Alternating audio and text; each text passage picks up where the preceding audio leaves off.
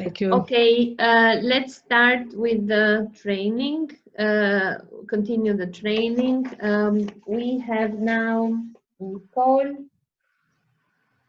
Nicole Farnsworth, which is coming from the Kosovo Women's Network from Kosovo, a network that has an extensive experience on gender-responsive budgeting. Nicole will talk about lobbying and advocacy strategies, something that we have to present even in the other sessions, but I'm doing this now with Nicole, and we will send to you our bios of the speakers that you listen to us. But now I'm presenting Nicole. She is a United States and a Kosovo citizen and lived and worked in Kosovo for 17 years. She is a program director and lead researcher at the Kosovo Women's Network. Is a sociologist researcher and finished the London School of Economics, the master in the London School of Economics. Is a writer, a gender equality activist, and she has led research and co-authored 24 publications on gender equality, gender responsive budgeting, gender-based violence, and integrating a gender perspective in the EU accession process. Several have influenced legal and policy changes. She has provided dozens of trainings and tailored mentoring to government organizations at local and central levels in Kosovo, supporting them in introducing gender-supportive budgeting. She also has supported the Ministry of Finance in designing guidance in budget circulars for gender-responsive budgeting, as well as created a curricula on this theme for the Kosovo Institute for Public Administration. Since 2016, Nicole has served as team leader, advising the EU office in the Kosovo in gender analysis, gender mainstreaming of EU programming, and implementation of the EU Gender Action Plan tool. Nicole also consults regularly worldwide for various international organizations on gender analysis, gender mainstreaming, advocacy techniques, and civil society support. What is not mentioned here, prepared by Nicole, is that Nicole is of great support of women's organizations in the region. And due to Nicole's initiative, we are more, and Kosovo Women's Network initiatives, we are more strengthened in the region as organizations, and we know better each other. So thank you, Nicole, and welcome to this training, and the floor is yours. Well, thanks, Mirella. That's such a nice introduction. I think I'm a little bit flattered, but I really appreciate it. And I appreciate our solidarity that we have in the region.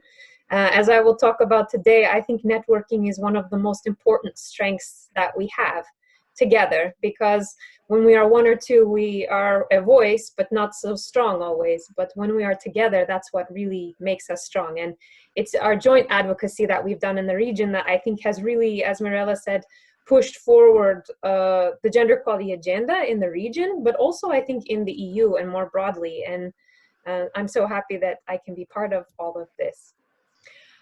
So I'm not such a fan of these computer things, but I guess you've been dealing with it all week. I would have much rather we were all in Albania right now looking at each other face to face. But I will try somehow to make it interactive. I will ask sometimes while I'm presenting, if you can raise your hands. I guess you've all been doing this week using the raise hand function, just so that we can get a bit of interaction and so that I can also better understand what is your experience, because many of you I do not know, so I don't want to bore you. So if you're quite experienced with these things, we will then just continue on and discuss something further. Okay, that being said, I'm now going to attempt to share my screen. You should now see a screen momentarily on advocacy. Do you? Yes, we do. Yes, Great. we do. Thanks for the confirmation. All right. So, advocacy, as you probably know, can be defined in many different ways. So before we get into it, does anyone want to offer how they personally define advocacy? Freely just jump in.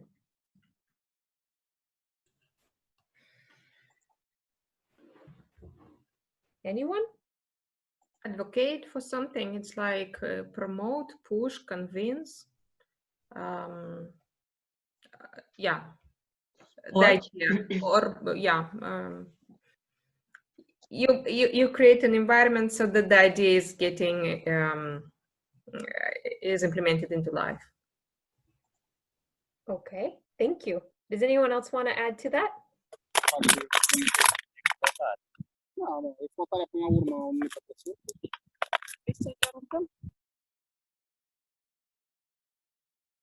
I couldn't hear so well. Okay. So if we could do a quick just raising of hands, how many of you have personally been involved in advocacy efforts? Could you just raise your hands, and maybe my colleague Narina will give us a quick count, how many people have experience?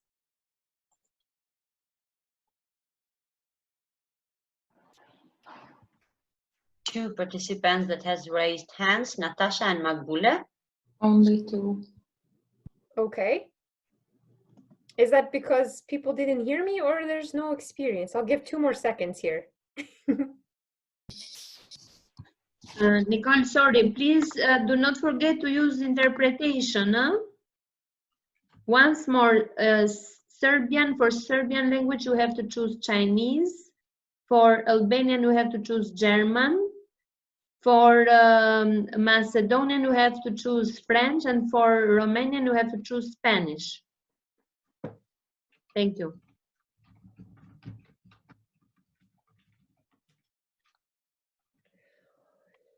So there are many different definitions of advocacy, as you probably know, but a very short definition is basically trying to change something. I'm not of the opinion that advocacy only targets officials, though of course if we're talking about gender responsive budgeting, usually we would be talking about targeting government officials, either at municipal levels or national levels. But it could also be social change or public awareness about budgeting and budget process in order to get more people to become involved in gender budgeting. This kind of awareness raising we can also consider a type of advocacy for awareness. Okay, now I'd like to ask if any of you have ever heard of the advocacy cycle. Could you please raise your hands?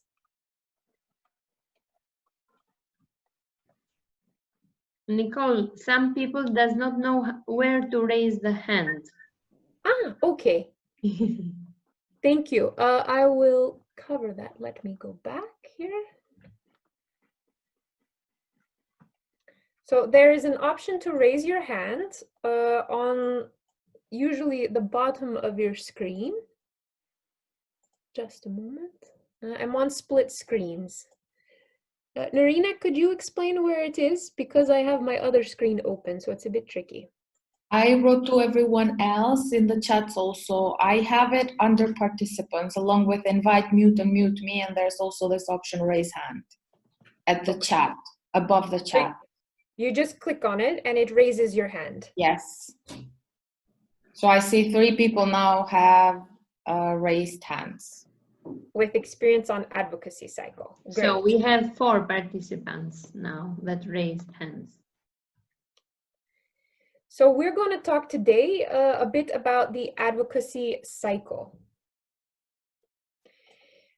Some of you may have experience with this already, but even myself, who has been doing advocacy for around 17 years, I always think it's interesting to review it and to think through the process and to think about how I am using it in different aspects. So in today's discussion, how we are using it in gender responsive budgeting. The advocacy cycle, we sometimes consider it kind of like a toolbox, meaning there are different tools that you take out to address different situations and different audiences. So in one situation, if we use the same metaphor, maybe you need a screwdriver to screw in more tightly your already existing policy recommendations, such as through monitoring. Or in some cases, maybe you need a hammer, like to go through the media to hammer on officials that they're not doing their job or they're not implementing a budget as they should be. But we call it a toolbox because you don't always need every tool. Some cases you need many tools, some cases you need fewer tools. And which tools you need is always depending on who is your audience and what you are trying to achieve. Therefore, there's never any perfect or right way to do advocacy, but there are many different tools that we can consider using that will make our advocacy stronger. And today what I will do is go through what are some of these tools so that you can consider them and bear them in mind. Many you probably already know, you probably already are using them, but maybe this discussion will also give you some ideas for tools that you could use in the future that you have not used so much. Often we use this advocacy cycle also in planning our advocacy, in creating advocacy strategies. So here is the advocacy cycle. As you can see, it's kind of like a circle. Usually, as we all know, the first step is to identify which issue we're going to advocate for. Are we going to advocate for a specific budget line? Are we going to advocate for integrating a gender perspective in different budget lines? Are we going to do a costing exercise that we use to inform advocacy for a budget line? So first we have to identify what exactly it is that we want to do. After we identify the issue, then we create a strategy. This strategy often includes conducting research on the issue, much of what you've been talking about this week in terms of gender analysis. Then preparing policy recommendations. They put here in this cycle secure resources. By the way, I didn't create this cycle. It's coming from USAID. But resources, I also believe, is not always in this place, but securing resources is basically everywhere because we all know we need resources for all of these steps. Then there is building coalitions and partnerships for advocacy. And then taking actions, which is usually what most of us think about when we think about advocacy, like lobbying, like organizing presentations in media, going to legislatures, etc. Finally, we monitor changes. Now, if we achieved what we wanted to, like the budget changes were made, then we often monitor if those are being implemented as we planned. Like, for example, in Kosovo, we have recently advocated for a budget line for shelters. But now we have monitored that and we have seen that the government didn't actually implement the budget line as was foreseen by the parliament in the budget. So based on that, we identify problems, thus identify the new issue, and we begin the cycle again. We start advocacy from the beginning to address those issues that are still outstanding that have not been addressed. Of course, monitoring changes could also include looking at changes, looking at issues that have not changed. So maybe we advocated for a budget line or we advocated for changes to the budget, but we didn't succeed. So monitoring can also include looking for ways to renew advocacy efforts again and to try to bring the issue forward. So now I'm going to go through each of these steps in a little bit more detail. So the first step again is identifying the issue. We want to, of course, identify issues that are very important to our constituents. And sometimes our constituents may not know that that issue is important, but we still consider it important. Kind of as Makbula was talking earlier about the environment. That's a typical example of an issue that we know is very important, but people may not consider it a priority because they don't know it's a priority. Then we look for opportunities. Maybe that's upcoming elections. Maybe it's a new government that is more supportive. Maybe there's a lot of public pressure. Like this happens with domestic violence, for example. If there is a case or a death or something happens, there's public support for lobbying, for better funding, for shelters and services for persons who have suffered violence. So we look for these opportunities because these opportunities help us identify a way to better advocate for the issue. It also helps, of course, if there are a few decision makers who support us. If the government is completely against what we are advocating, it's a lot more difficult to take up that advocacy effort.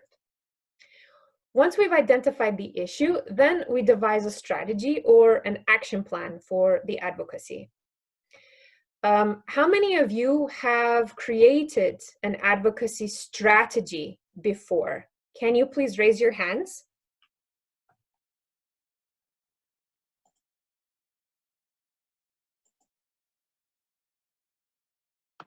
Nina and Natalia. A couple people, huh? I know oftentimes advocacy kind of can be ad hoc or all of a sudden, and it catches us off guard, and we don't always have time to make a strategy. However, I suggest even if it's not some official document, or even if it's only bullet points or something very simple, it can be very helpful to make a strategy, because this can help us think through what could be the obstacles or the problems that we could face in our advocacy effort. Therefore, if you can take the time just briefly with your colleagues to map out your strategy, I would suggest using these kind of slides as a guideline on process and the different tools available in your toolbox. It can help you plan for things that might arise in the advocacy process that were beyond your control or you may not have considered in advance. It can also help to plan more effective advocacy. So what goes into an advocacy strategy or action plan? Well, first, we often map stakeholders. Of course, you probably have heard of this or done it, like a stakeholder analysis, where we look at who are the different people that have a stake or have a role in the advocacy that we are undertaking. So, for example, if we want to advocate for a ministry to better reflect gender in its budget planning, we probably would include in our stakeholder analysis the members of the ministry, like the finance officer and the programmatic officers that work with the finance officer in order to design the budget. But we might also think of other stakeholders that could support us.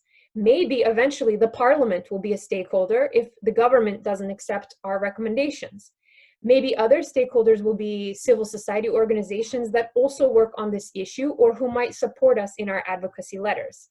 So we outline who are the different stakeholders and what are their positions. Do they support us or are they against us?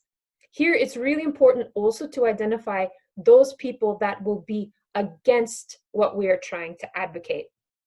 In our case, often these are the finance officers who think that there's nothing to do with a budget and gender in a budget. So we need to know when we are approaching them that they think this way, so that we can strategize and plan how we will change their minds. And that is part of the planning process in creating a stakeholder analysis.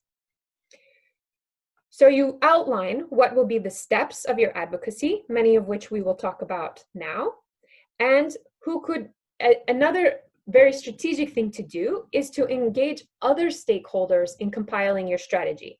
So once you have a strategy, maybe you'll go to some colleagues at another organization, or maybe you will even go to supporters in the government and say, this is our strategy. What do you think?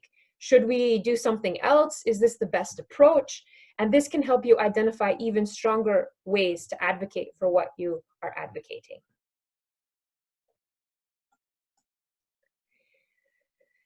Another important part of the advocacy strategy is identifying a plan B or an alternative. Plan B, odnosno alternativnu strategiju.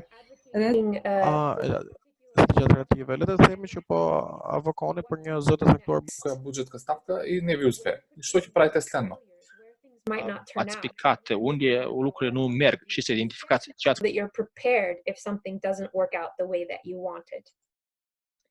The next step in the advocacy cycle is to conduct research. This includes looking at the government agencies that you're advocating to and their roles, and identifying what are their legal roles and responsibilities, particularly as it relates to budgeting and programming. To also look at their knowledge and what they know about the issue, what they know about gender, what they know about what you're advocating, so you know how much information that you need to give them later on. Often we also collect input from the public on different issues. This could include qualitative research, or it could include quantitative research, depending on what we're trying to accomplish. Then we compile the data into a report or a position paper that we can present to the actors we are advocating to. This often includes also a policy analysis, meaning looking at the different policies that have an impact on what we're advocating.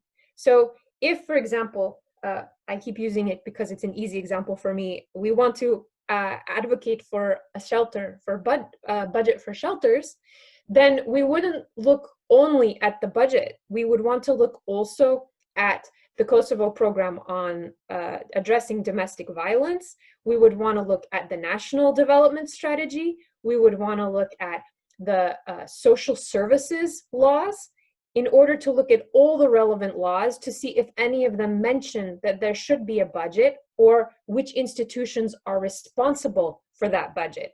It's important to very well understand what the laws say and the programs say in order to better advocate what we want to advocate in terms of budget.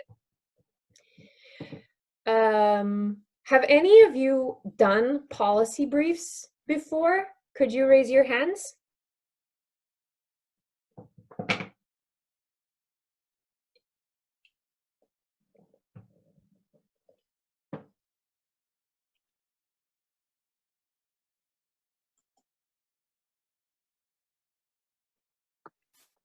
There's no hand at the We have no, yeah. No one has done a policy brief. I know that's not true Makedonka, because I no, know 3 or 4 Makedonka. of you who have. Makedonka, yeah. Has anyone done a policy brief related to the budget before? That you could tell us about it? Makedonka has raised the hand. Okay, please.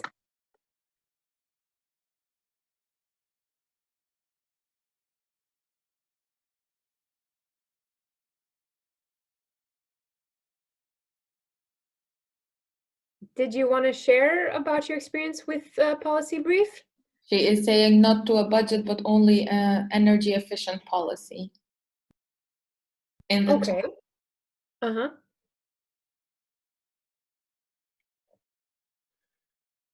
Maybe I'm going to pick on someone. Naila, I think we just wrote a policy brief related to the budget. Do you want to share?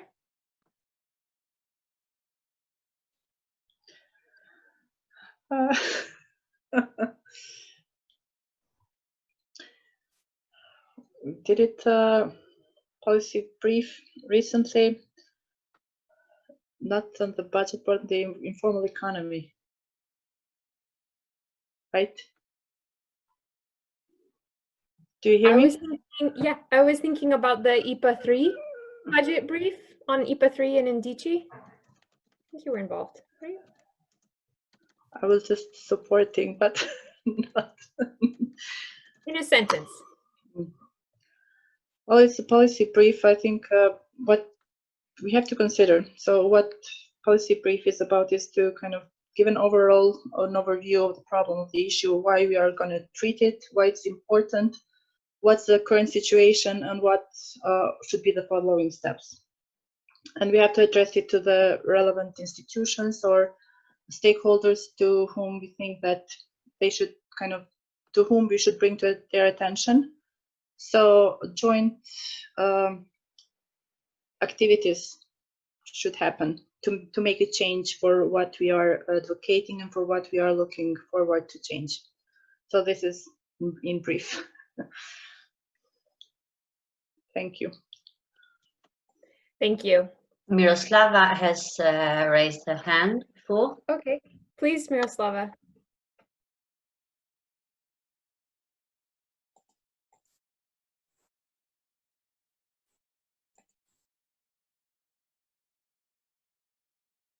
Miroslava, did you want to share?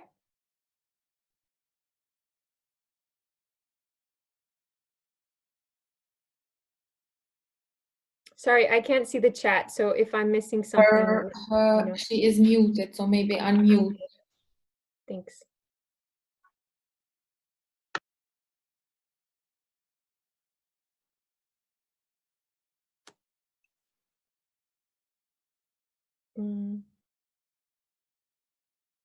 It's not working, or? I'm asking her to unmute, but probably she's not. Miroslava, please unmute your mic. Probably she is not anymore there, so. She's unmuted now. Yeah. Do you want to share?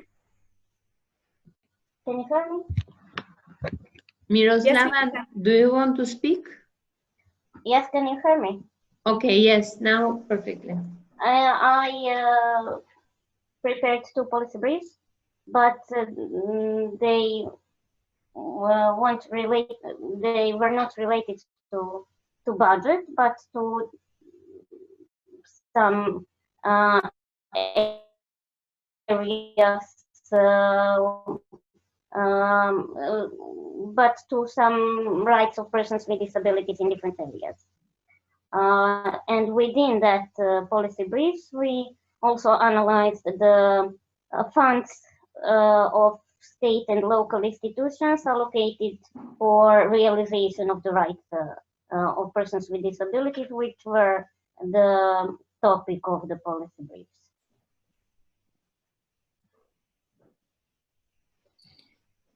Thanks for sharing. There's also Makedonka who is saying in the chat, the process was worthwhile since we have succeeded to initiate a full modification of the energy efficiency policy in the country and a huge debate. If you want to talk about it like more or in like with further details, Makedonka, you can unmute yourself. Okay, well, one policy brief was related to personal assistance for persons with disabilities. Actually, that was the first policy brief related to this topic in Montenegro, and we actually in that time I worked for another organization of persons with disabilities. With that policy brief, the success actually of policy brief was that issue was achieved more attention of the decision makers, and was raised awareness of the importance of that support service for persons with disabilities. Another policy brief which I prepared was related to health protection of persons with disabilities. Actually, also that one raised awareness about the problems in the health protection, but health protection here in Montenegro is a very big issue because there are many problems for public in general, not just for persons with disabilities, and that problems are not resolved for years. So the situation is not much more better since the policy brief was prepared.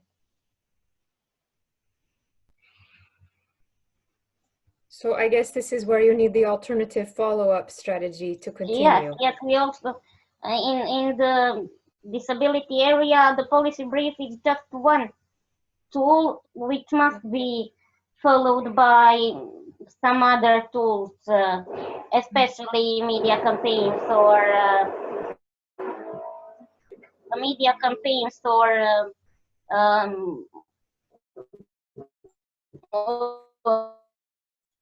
also sometimes advocacy tools and other tools of influencing the decision makers and public. Sometimes we have much more influence and success with advocacy tools dedicated to public than with advocacy tools dedicated exclusively to decision makers, because decision makers in Montenegro without any pressure don't want to do much. unfortunately.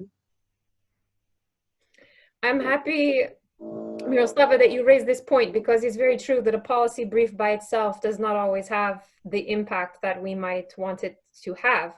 Often it has to be complemented by many other advocacy tools, one of which, as you mentioned, is awareness raising and mobilizing people in order to gain public pressure, in order to push officials to accept what we are pushing for. And I think that's why it's important in making our advocacy strategies, we look at all the different strategies that we might need. Maybe we can try doing a policy brief, but when that fails, then we need to also work with public to pressure the government, and maybe we also need to use media to pressure the government when we can. I know that's not always easy in some of our countries. So this is where, as you point out, I think it's important that we have many different strategies that we use when we do advocacy. And also, as you mentioned, the policy formulation, it often also needs to include different ways of presenting it.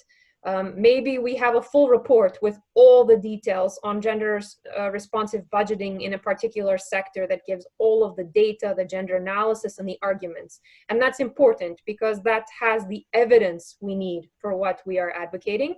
But we all know that most officials and most people will never read that because it's too long. So then we have to adjust that into different types of policy briefs, as said, or fact sheets, or short video spots, social media campaigns that will educate people about the policy recommendations that we are making. I'm going to proceed now to the point on resourcing. Many of us often think of resourcing in terms of funders and what donors can give to support us. But equally important in advocacy is seeing how to mobilize other people, maybe the members of our organizations, if we're a membership organization, citizens, to mobilize them in pressuring the government to adopt the changes that we are asking, other local organizations that can be our partners and work with us so that we are stronger. Maybe even businesses. I mean, now we are doing a campaign to change the labor law in Kosovo in line with EU directives. And we know that we will never succeed if we don't work with the business associations, because they could come out with maternity and paternity leave models that are completely against ours. So we have to work with them in trying to gain their support for our recommendations. Of course, there are the resources of time and money that we all know. But also volunteerism and tapping into which volunteers are willing to be engaged, including our board members in presenting the policy recommendations like in media, in advocacy, and so forth. I think another interesting possible ally in our advocacy that may not always be considered is funders. Yes, of course, they finance what we do, but how many of you have approached embassies to ask for their support in the policies that you are advocating for as partners in advocacy? Can you maybe raise your hands? So how many of you have asked embassies to support your advocacy efforts politically, not financially, but politically? We have one raised hand. It's Natasha. Mm-hmm.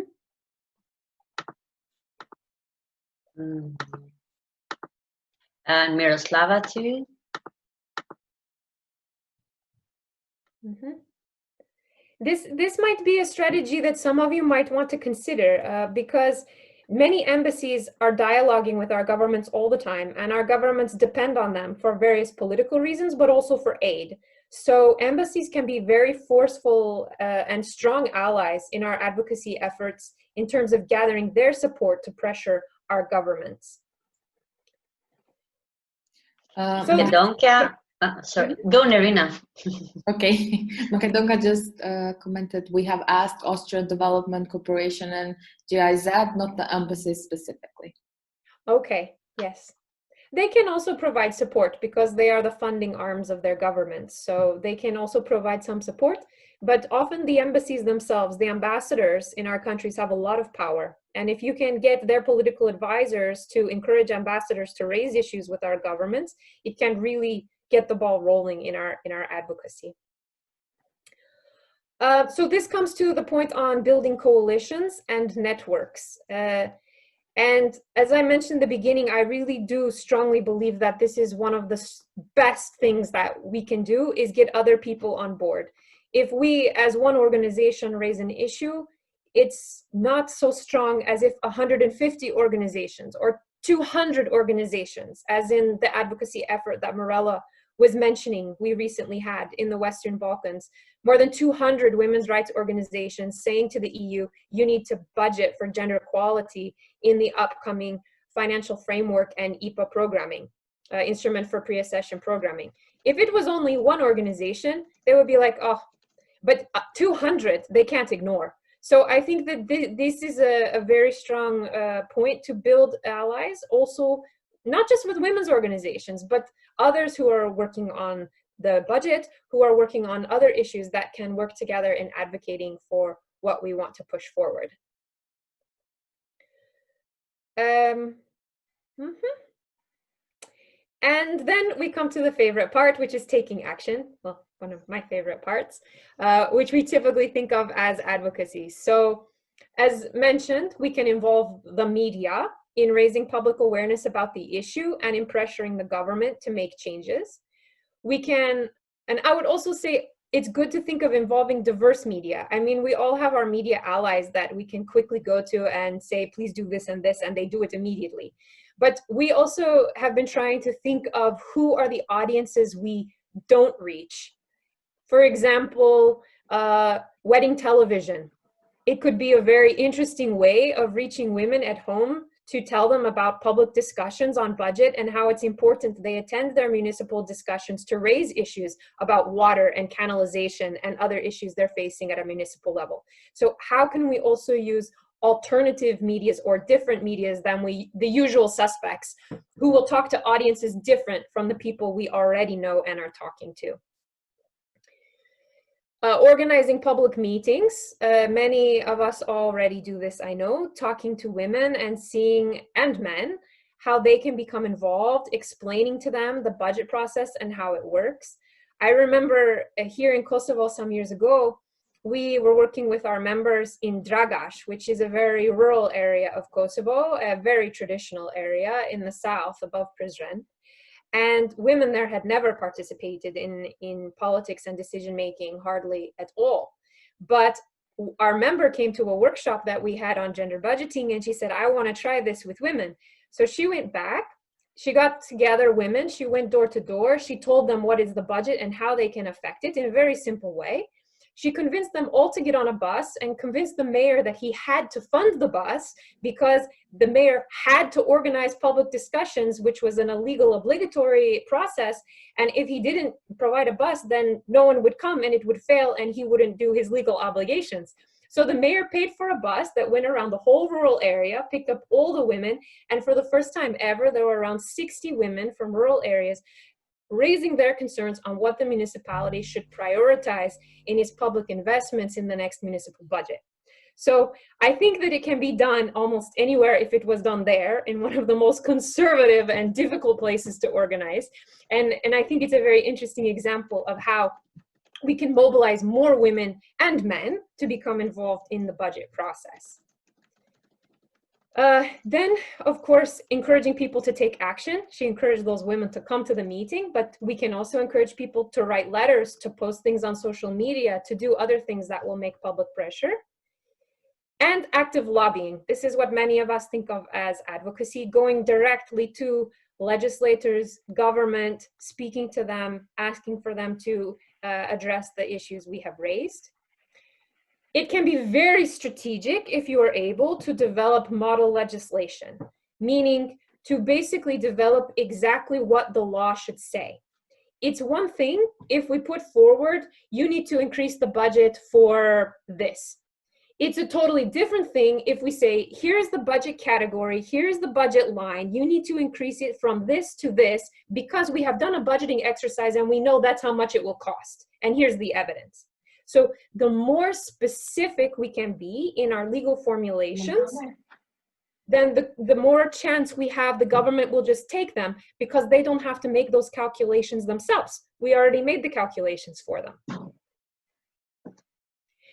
And policy recommendations, I mentioned this earlier, should be adapted to different stakeholders. So a long report that gives all the data, all the evidence, short report or brief to give to policymakers to convince them, online campaigns, fact sheets to give to other people to explain.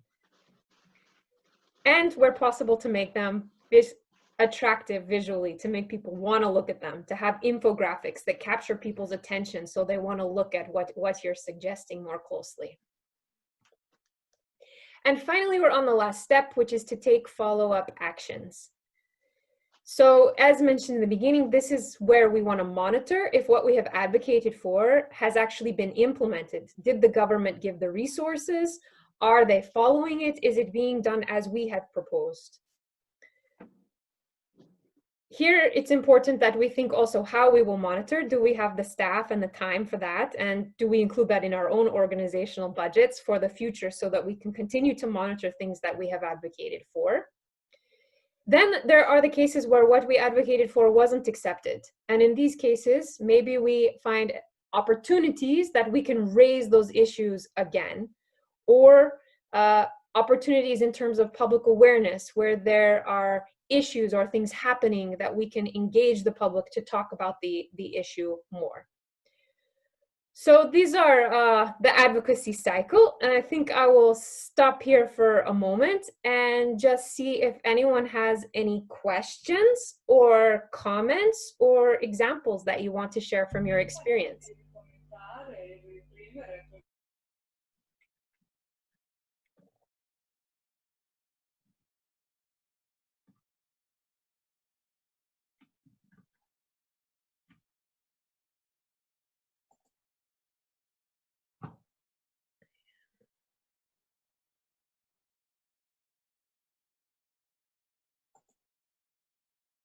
Anyone? Freely raise Nicole, your hand if you...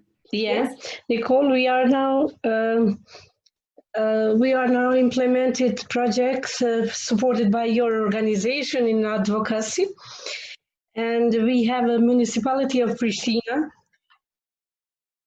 and we started that advocacy cycle. We have a meeting with Director of Agriculture because the project is to increase the participation of the role of the woman from rural area in Pristina to have access to the grants of the municipality of Pristina. And when we have shown that the municipality of Pristina, they don't have so many women in their working groups for the grants, and also they don't support so much women in the, and their comments, it was that the women, they don't participate in their meetings, in their debates. And we start with trainings to increase the capacity of the women to be able to participate in the working groups, in debates organized by the municipality. And when we have the meeting now, these trainings, the women, they said that they didn't see any responsibility or willingness to see willingness of the municipality to cooperate with them. And now we identify with stakeholders, and we will organize the round table and workshop with all stakeholders in the municipality, and we want to advocate and to lobby to hear the woman voice from the rural area in agricultural sector. And also we will use the video reportage and to identify the most active women in the municipality of Pristina.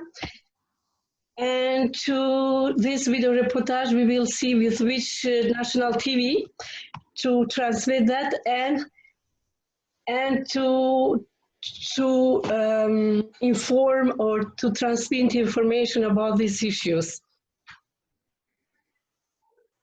This is a little, and we have seen that the women in Pristina, they are not so much in a rural area. They are not so much organized because they see Pristina as an administrative city, and all the grants and the support go to other regions. And we will do now advocacy and lobbying with the municipality to have more access to the rural women in Pristina region. Thank you, Magbula. I think that actually subsidies is an excellent example of gender budgeting and a very good example of how many of us, especially at a municipal level, but also at a ministerial level, can advocate for better funding for women. And I don't know if you've already spoken about it, forgive me, but we have just published together with other women's rights organizations in the region, many of you probably were interviewed for this research, a report called Where's the Money for Women's Rights?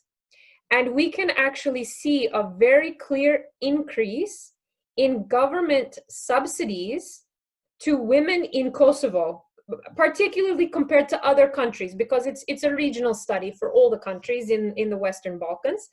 And we were asking, why is this? Why we see so much money going from government in Kosovo to Kosovo NGOs, to women's groups, because this is unusual compared to other places and unusual for Kosovo for 5-10 years ago.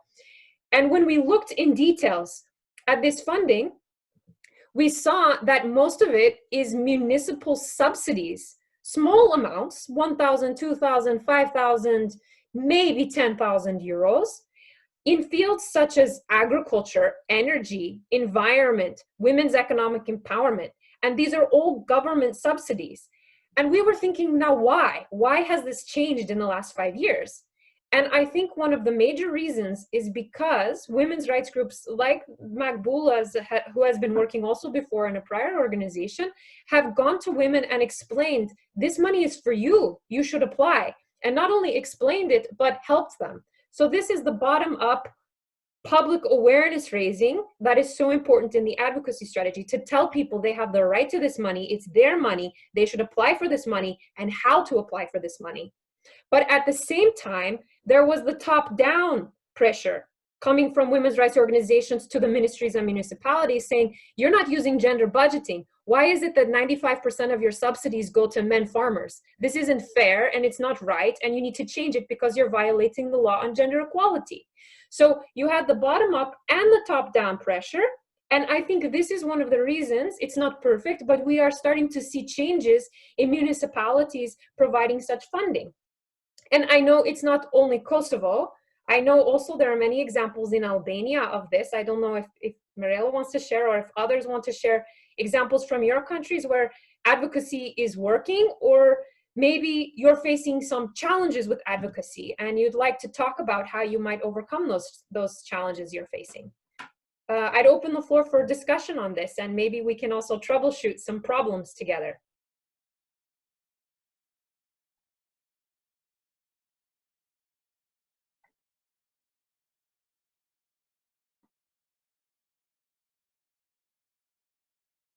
Is there anyone who's tried advocating for something but run into problems that you're not sure how to resolve?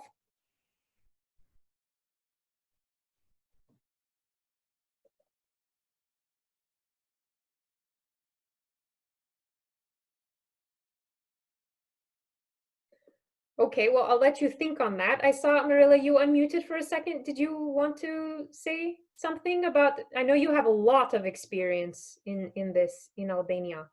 Yeah, I didn't want to share the experience because I talked during the first training session. I don't want to repeat, but I wanted to push the participants to participate. Yeah. However, we in Albania have been advanced, let's say, in terms of gender responsive budgeting. it is not only the NGOs advocacy regarding this, but sometimes this depends also, as I mentioned in the first day of the training, from the international organizations. For example, in case of Albania, UN Women wrote a project and supported by Ocean Development Agency, the agency that is supporting this project, this regional project also. And they have started this discussion and introduced the idea to the government and supported the government technically and with legal advice how to create this decision, decisions of the government, and introducing to the law important aspects of the gender responsive budgeting. Now we have a big number of programs that the Ministry of Finance tell us has a gender budgeting approach, because it's clear that they have indicators, etc. But still, we as NGO that do now research and analysis and policy papers and lobby for more, we see that these programs does not really tackle all the issues that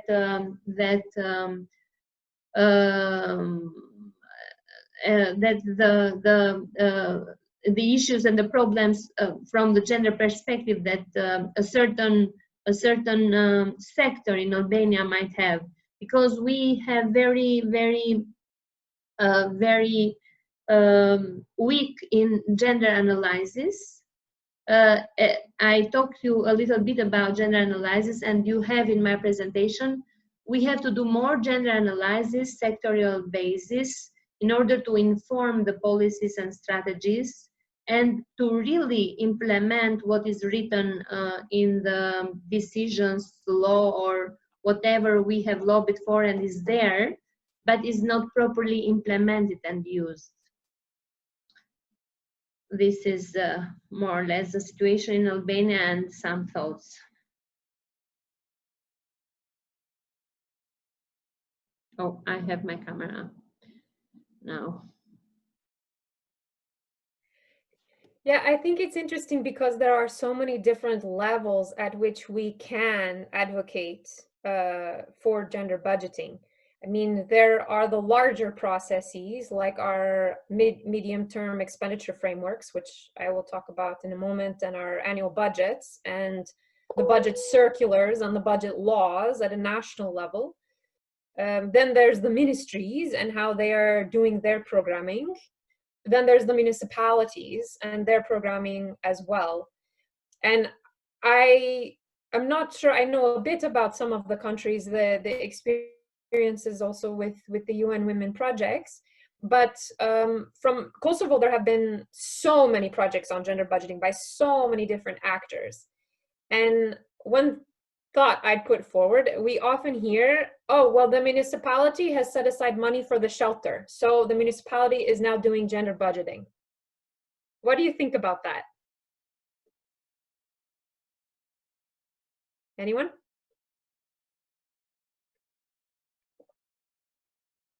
Can you please repeat the question, Nicole? Yeah. So I was saying many actors have claimed to do gender budgeting in Kosovo and the region. And one thing we hear very often in our work, even today, is those actors saying, we have done gender budgeting in our municipality because the municipality has allocated funds for the shelter for women. So we have done gender budgeting. I just wanted to know what you all think of this comment, because it's very common.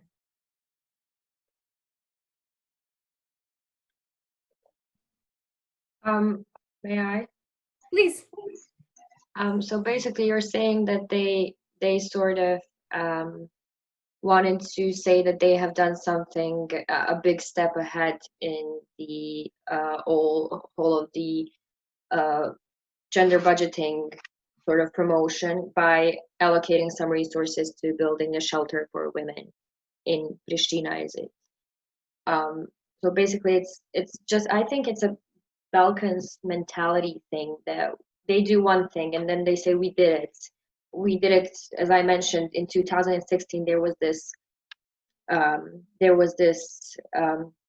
sort of initiative in the parliament in Federation of Bosnia and Herzegovina that they allocated some funds for sports, girls in sports or whatever, so doing gender budgeting in sports. But in 2016 and it's 2020, we haven't done anything other than that. And I think that's sort of just what we'd say, I don't know, maybe the interpreters can translate it, but da nam što prije ispadne iz ruku, like just do it as fast as you can, so just get it done with and say we've done GRB.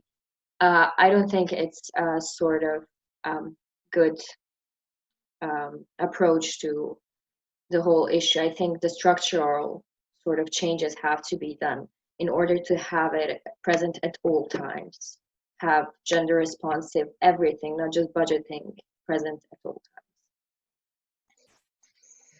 times. If I may step in, we've seen this for so many times in Macedonia as well. Just to get us off the radar, they would do something and they think that they have achieved the goal. So we gave you this, why do you come back again? But this is only a stimulus for us to go back and actually do the things the right way. And I hope, and I think that this is the case in all of the countries in the region. Thank you. Yes, I mean, I think as advocates for gender equality and for gender budgeting, in a way, it's our obligation to always tear apart those kind of arguments and say, I'm sorry, but a small amount of money for a shelter is not gender budgeting. It needs to be in all aspects of the budget. It needs to be everywhere. And I think that most of our countries are quite far from achieving that, not just our countries, but the world, in fact. And so, yeah, I just raised that as a common thing that we should always react to and say, no, that's not gender budgeting. That's a misunderstanding of what gender budgeting is. Gender budgeting, it should be reflected at all levels of the budget, not just in one budget line. I'm going to talk now a bit about budget cycles. I'm going to base this presentation on the Kosovo budget, which, as I understand, many of your processes are the same, but it is important for you to do a bit of research and to know what is the process in your country through which the budget is made. Because only if we understand this process can we actually affect changes. Because if you advocate for a budget change in December, it's too late. We have to know at what time we have to push the issue in order to be effective. So again, this is an outline of the process in Kosovo, but it could be slightly different in your country, and you should do some research and see what are the opportunities in the time frame and in the process that you could influence your budgets. So, or I should say, you could influence gender budgeting. So in Kosovo and in many of your countries, as you might have discussed already, the long-term planning document, or as we call it, the medium-term expenditure framework, or the MTEF, that is a document that is renewed every year, and it lasts for 3 years, at least in our country. And that is basically the midterm financial planning document of the government, where they set forth what they will also do in the future. So it is usually submitted as a draft on the 1st of April from the government to the parliament. Then the estimates are put in place for the next financial years based on this document. Based on this document also, the Ministry of Finance circulates the Central Budget Call Circular, which is basically a small explanation or official guidance to the ministries and other central level budget organizations on how they should design their budget, what is the total maximum amount they can request, and what types of budget categories they can include. The 15th of May is the deadline for the Ministry of Finance to issue the budget call circular for municipalities. It's similar to the one for the ministries, but again, it's for the municipalities and how much money each municipality has at its disposal for its budget for the next year. Then, between 15th of May and the end of June, the departments in the ministries and in the municipalities prepare their budget proposals in consultation with communities and stakeholders. Usually the Policy and Finance Committee at the national level, but also at the municipal levels, organizes public meetings and consultations to discuss the budget, or they should. Then the mayor submits the medium-term expenditure framework to the municipal assembly for discussion in June. Also, the budget organizations submit their budget proposals based on the MTEF in June. Municipalities submit their medium-term expenditure frameworks to the Ministry of Finance by the end of June. And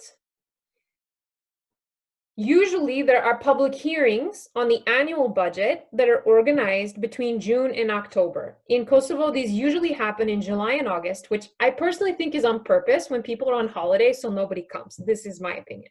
But anyway, in Kosovo, these are mandatory. The government has to organize public consultations. It's important to know also in your country if they are mandatory or not, so that you can use that as a pressure to the government saying you have to organize these meetings. Then there are the municipalities that the chief finance officer with the mayor organized, as I said in August, sorry, I said that. And then the Ministry of Finance may issue a second budget circular in August in case anything has changed in the budget, like as a second guideline. The mayor submits the draft budget proposal to the municipal assembly in September, and then the municipal assembly must hold at least one public meeting. Again, this may be required by law in your country, and you should see if it is or not. By the end of September, the municipality submits the budget proposal to the Ministry of Finance and publishes it on the municipal website. The Ministry of Finance sends the budget to the government for approval. The government adopts the full budget proposal for the forthcoming year and sends it to the National Assembly by the end of October. And in November and December is when the National Assembly, or the Parliament, discusses the budget and should adopt the budget by the end of December. Though we know in many countries, it's not adopted by the end of December, it's not adopted till several months later. So there are many areas where we can advocate in this process. It all depends on what we are trying to achieve and what our goal is. So I would say that conducting policy research and writing policy briefs and reports, doing gender analysis, these are all ongoing. We can do them at any time. But the issue is when we need to have the data ready in order to use it to influence the budget process.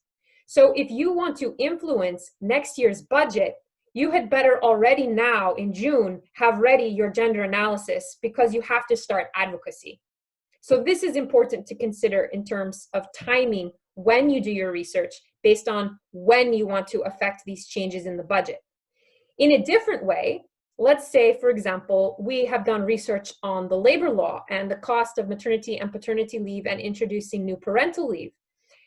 We have done those calculations 5 years ago. We can't use 5-year-old calculations on an issue that is social and always changing for influencing the budget for next year. So we have to redo those calculations every year in order to be timely with the budget proposals we are making. So this is just something to consider when you're planning your research.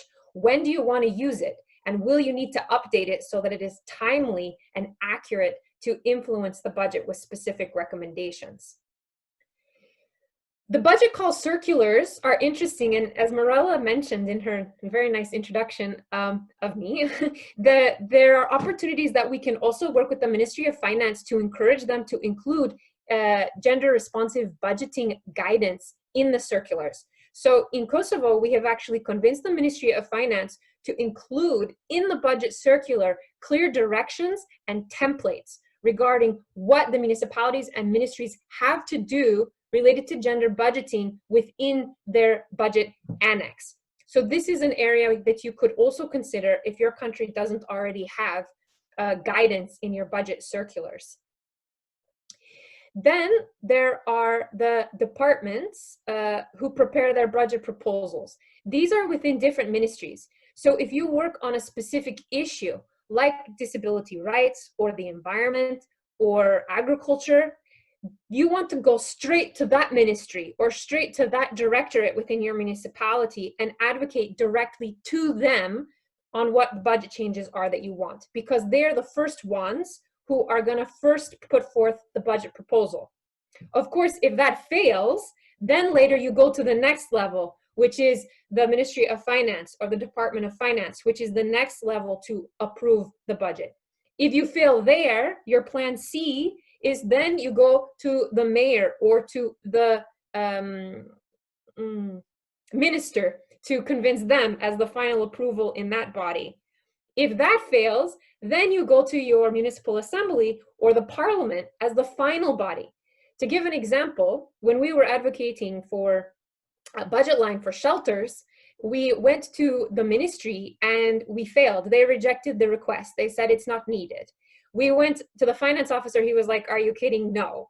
We went to the minister. He was like, no, they have enough money. They don't need more money. Then finally, after all of these failures, we went to the parliament and made a huge media campaign on how shelters are closing, which was true because of lack of financing. And we made the parliament change the budget that the ministry had put forth. So it's important to know each phase. If you fail at the first phase, it doesn't mean you have to give up. You can keep pushing at the next phase in the budget process. And sometimes it happens that the parliament or the assembly, the very last actors, will make final changes to the budget, and they're the final decision-making body. So even if the ministry was against it, they have to do it. So this is important to know, that even if you fail the first time, you can have plan B, C, D, E in the budget cycle. Okay. I think also we can think about the mobilizing of communities that we talked about earlier and raising awareness of what we are advocating for, or raising their awareness on how they can engage in this process. And that you can do in August or in June through October when there are the public consultations. Mobilize people in the community to come to the consultations and to pressure the bodies of what they want from their budget the next year.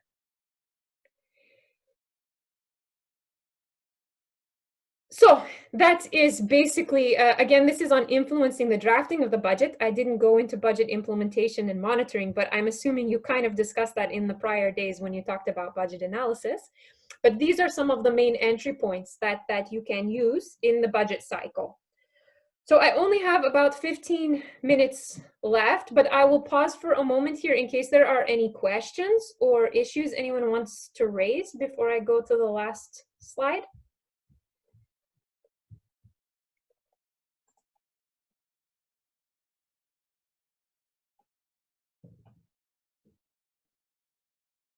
Anyone have any questions or comments?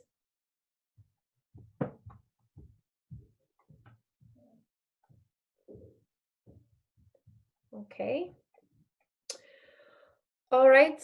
So the last slide that I'm going to talk about. We have Makbule. Maybe Makbule wants to add something. Nicole, I want only to ask you, because I have seen these dates, and now we have new situation with COVID, and I tried with the municipality, but they said that now the most efforts given to the COVID, and because we tried this year with municipality, but it was not working because of the new situation. Well, I think this is a very important point, and it's on all of our minds. And it has also been at the center of some of the large advocacy efforts of women's rights groups in the region, targeting the European Union.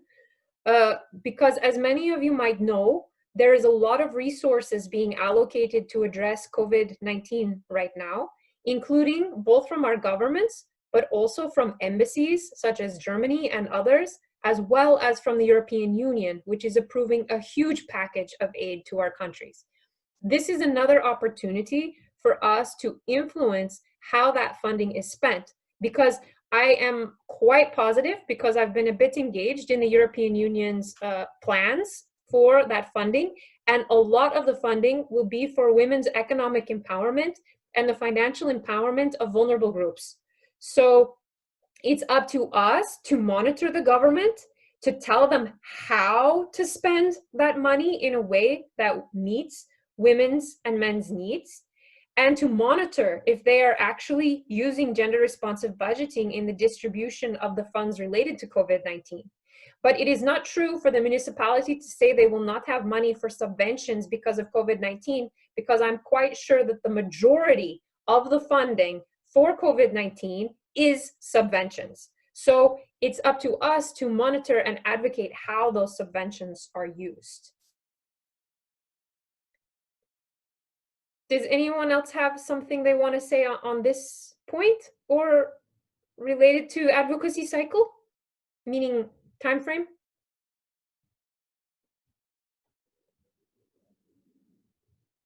Don't see other hands going up, so okay. So I will go to the last slide, which I warn you is the most complicated. Does anyone have any experience with advocating to the European Union? Can you raise your hand?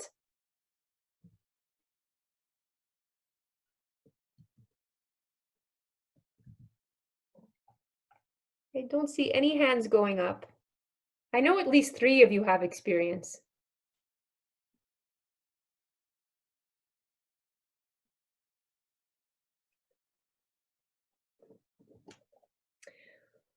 Okay, well, the EU, as you probably gather, is a bit complicated. Anyway, I think it's complicated, but there are different ways that we can influence the European Union, and we are doing that.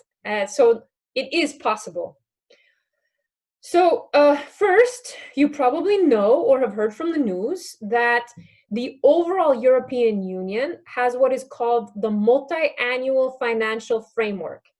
This is kind of similar to like what we have in our countries as a multi-year financial planning document. In Kosovo, it's like the medium-term expenditure framework, except it's for 7 years. So right now, the EU is in the process of drafting its new multi-annual financial framework for the entire European Union. And if you've been following the news, you've probably seen the debates over this, because there have been many. Now, this is a bit of a difficult document to influence because there are so many actors and so many different people involved. And of course, you can always try and join other networks. There are many women's rights, and also like for example, the Women's Lobby, European Women's Lobby, or other groups that are following the multi-annual financial framework from a gender perspective and doing advocacy on it. If you're curious to learn more, you could also read the articles published by the European Institute for Gender Equality, IGE, because they are also monitoring and following how the EU is using its budget.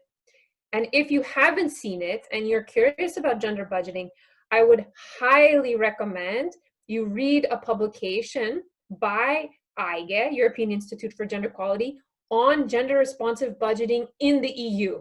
It's a really great document if you want to do advocacy to the EU, because it explains the different areas of the budget process, as well as the regulations, directives, and other guiding principles that the EU should be using when it comes to gender budgeting. And that document can be very useful for us when we are doing the policy analysis and the legal arguments as to why the EU should fund things or why the EU should use gender budgeting in our countries. So if you ever do advocacy to the EU in your country, or to the Commission or other actors, I recommend you read that publication, because it will help you with your advocacy arguments, especially the policy analysis, and you can cite it. Maybe Norina can also share this with you afterwards with the attachments following this presentation. Then this multi-annual financial framework is broken down So as you may have been following in the news in our countries, there is going to be an instrument for pre-accession 3. 3 because we are just now finishing the second instrument for pre-accession. If you're not familiar, in short, the instrument for pre-accession is the funding mechanism that the European Union is using to support our countries in making progress towards harmonizing our legislation with that of the European Union. So the main purpose of this funding is to help our countries meet European standards and adapt our legislation to be in line with European standards so that we can eventually join the European Union, hopefully one day. So this funding, we are quite lucky, actually, as has been said by Genoveva, who is the head of the Western Balkans desk in the European Commission, because the EU is actually cutting substantially its foreign financing around the world. Many countries are seeing decreases, mostly because of Brexit, because they no longer have a third of their budget with the UK exiting the European Union. So many countries are seeing a decrease in their financing from the EU, but as Genoveva said, we are very lucky because they have not decreased the funding to the Western Balkans. In fact, they have increased it. We are also lucky in the sense that the Western Balkans has its own funding mechanism, which is IPA 3, Instrument for Pre-Accession. All other funding mechanisms that have existed before, like, for example, maybe you heard of the European Instrument for Democracy and Human Rights, EIDHR, that, the Instrument for Peace and Security, and all these other instruments that are worldwide instruments are now being condensed into one type of funding called the INDICI, which of course I have not written out what it stands for, but I will send you later, sorry. But the INDICI regulation will basically combine all of the external financing into one regulation. So we basically have two different funding instruments or regulations that set forth what that funding is going to be for us in the next 7 years under this multi-annual financial framework. So this is a huge year for us because it's one of the only opportunities we will have in the next 7 years to kind of influence this mega financing of the EU and how it is in our countries. And that is why we've had some large advocacy efforts, as Mirella mentioned, with women's rights groups throughout the region to try to influence these regulations, especially the IPA 3 regulation, but also the INDICI, because it will be the guidelines for external financing. So what that means, and we can share with you our policy briefs also as a follow-up to this and what we've recommended, but many of our recommendations were based on our work previously, such as with the EU Gender Action Plan. How many of you are familiar with the EU Gender Action Plan? Could you raise your hands?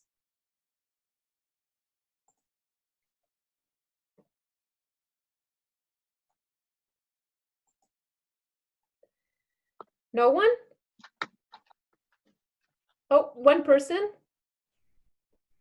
Only one person has heard of the EU Gender Action Plan?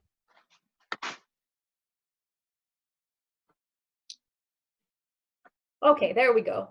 Yeah. 3 people. All right, so I will talk briefly, very briefly about it. The EU Gender Action Plan was put in place in order to guide the EU in its external financing related to gender equality, which, as well as its internal cultural shift, which I won't go into too many details because we're running out of time. But the EU Gender Action Plan, which we can share with you also later, it basically includes gender budgeting. The problem is the EU Gender Action Plan is only a staff working document. It is not a regulation, which means it's not mandatory. So the main crux or points of our advocacy have been to include these parts on gender budgeting and gender mainstreaming within the regulations on IPA 3 so that all programming in our region would have to involve gender responsive budgeting and budgeting for specific gender objectives. Again, we can share those advocacy letters with you so you're aware of what has been recommended. But for now, to finish up, Another area, so that's like the big picture for these next 7 years, and the advocacy is going on now because in this year they will adopt the new Indici regulation and the new IPA 3 regulation. So if we want to influence these, we have to do it now. And the main actors we are advocating to on this topic, it was first the European Commission, because they are the ones that first put forth the first proposal for these regulations.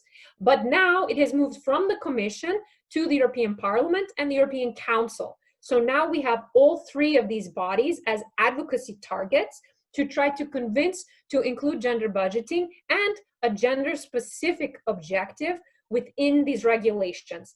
So, you know, as of now, what they have what they call windows of funding, which you may have gone to some of the presentations of the European Union on civil society on IPA 3.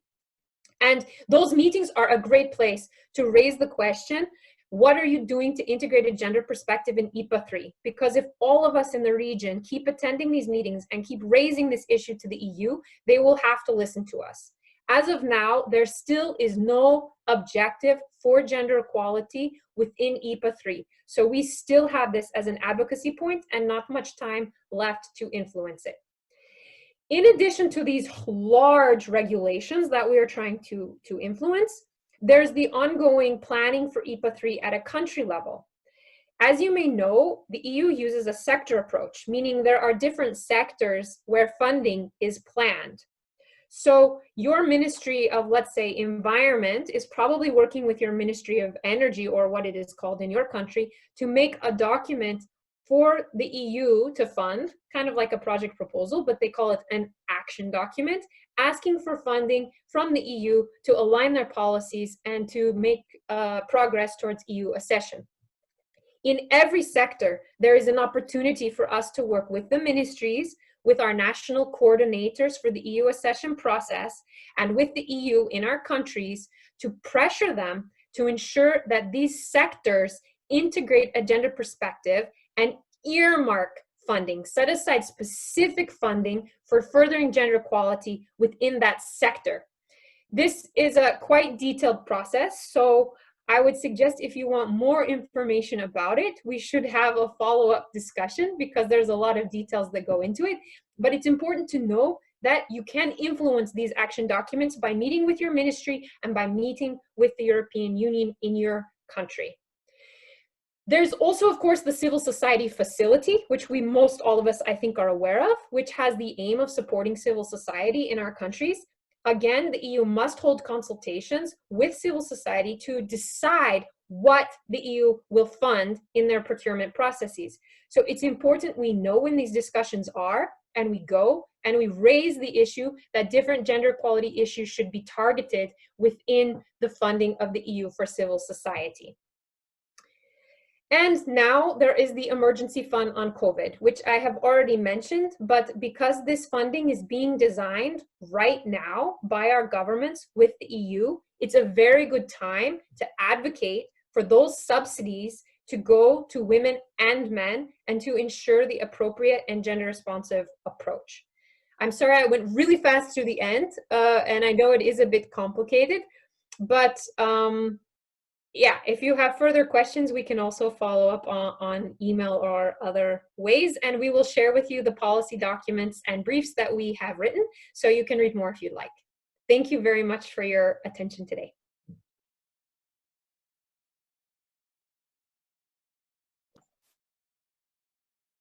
Thank you, Nicole.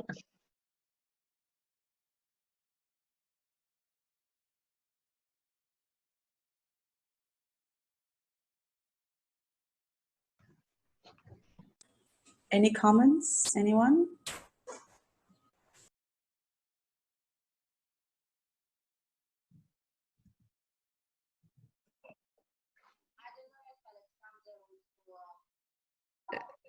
I can't hear. Sorry.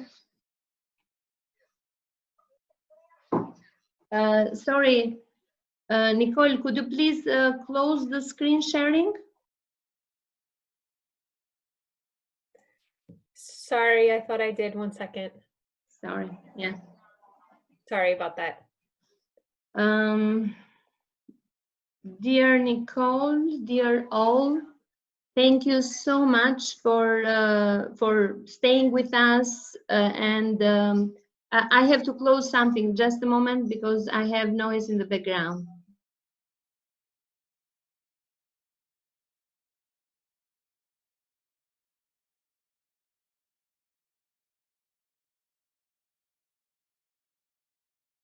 Yeah, thank you so much, Nicole. It was a very, very